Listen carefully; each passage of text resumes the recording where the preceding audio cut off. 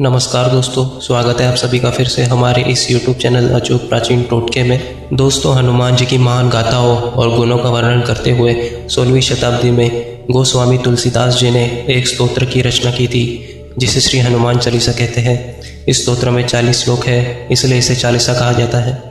हनुमान चालीसा में हनुमान जी की 108 नाम लिखे गए हैं। इस प्रकार से यदि हम हनुमान चालीसा का पाठ करते हैं तो हम हनुमान जी के इन नामों का भी उच्चारण करते हैं।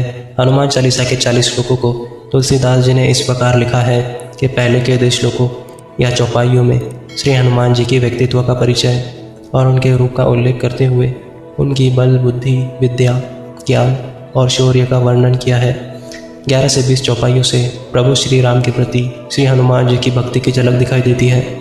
लक्ष्मण को मूर्छित अवस्था से बाहर लाने के लिए पूरा पर्वत उठाने वाले हनुमान जी की भक्ति की शक्ति से प्रभावित होकर प्रभु श्री राम ने उन्हें अपने गले से लगा लिया था। किस तरह हनुमान जी ने सुग्रीव को प्रभु श्री राम से मिलाकर उस पर उपकार किया था और किस तरह विभीषण ने हनुमान जी की बात मानी और रावण की मृत्यु के बाद वे लंकेश्वर बन गए। इन पंक्तियों में इन सभी बातों का वर्णन किया गया है। अगली सभी चौपाइयों में तुलसीदास जी ने हनुमान चालीसा को पढ़ने का महत्व बताया है। चारों जुग प्रताप तुम्हारा, है प्रसिद्ध जगत उजियारा। इन चौपाइयों में श्री राम के प्रति हनुमान जी की भक्ति का वर्णन है और साथ ही बहुत पिशाच और बुरी शक्तियों से हमें बचाने वाले, हमारे मनोकामनाओं को पूर्ण करने वाले, सभी सुखों के दाता, कठिन से कठिन कामों को सरल बनाने वाले, सभी संकटों और रोगों से मुक्ति दिलाने वाले तथा साधु संतों को रक्षा करने वाले, तेजस्वी और बलशाली, जिनकी प्रसिद्धि पूरे जगत में फैली हुई है तथा जो प्रभु श्री राम को अत्यंत प्रिय है। ऐसे श्री हनुमान जी की कृपा प्राप्त करने के लिए नित्य प्रतिदिन हनुमान चालीसा का पाठ करना चाहिए, यह बताया गया है। शनि के प्रकोप से मुक्त होने के लिए श्री हनुमान चालीसा का पाठ अवश्य करना चाहिए। जिस तरह हमें हमेशा सिखाया गया है कि ईश्वर से संबंधित कोई भी पूजा पाठ, मंत्र उच्चार या श्लोक पठन हमेशा ही शास्त्रीय विधि विधान से ही और नियमों का पालन करते हुए ही संपन्न किया जाना चाहिए। नहीं तो नियम की अनदेखी करने से इसका हमारे जीवन पर शुभ प्रभाव पड़ने की बजाय हमें इसका अशुभ फल ही मिलता है।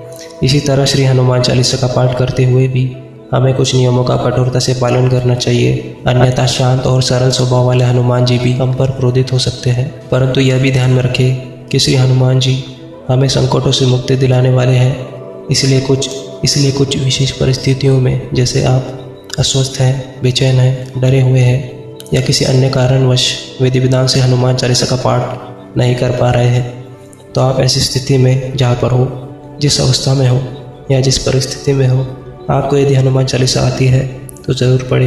हनुमान जी तब भी आपकी रक्षा ज़रूर करेंगे।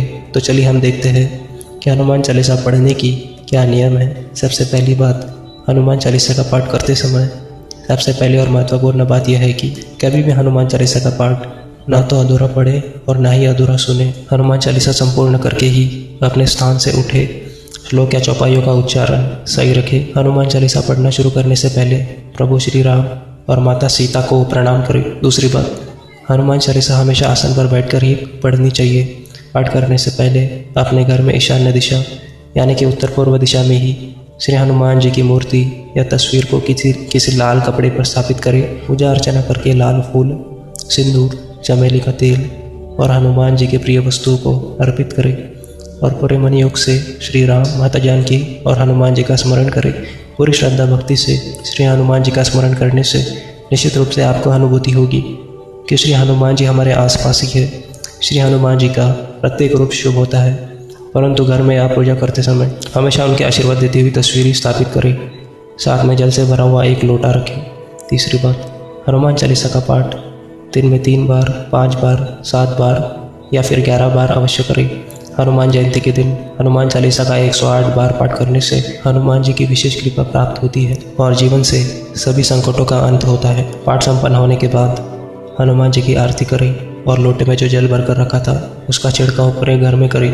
इससे घर के अंदर की सभी नकारात्मक ऊर्जा, बुरी नज़र समाप्त हो जाएगी। तो दोस्तों, इस प्रकार से आप हनुमान चालीसा का पाठ करते हैं तो आप और हनुमान जी की विशेष कृपा प्राप्त होती है।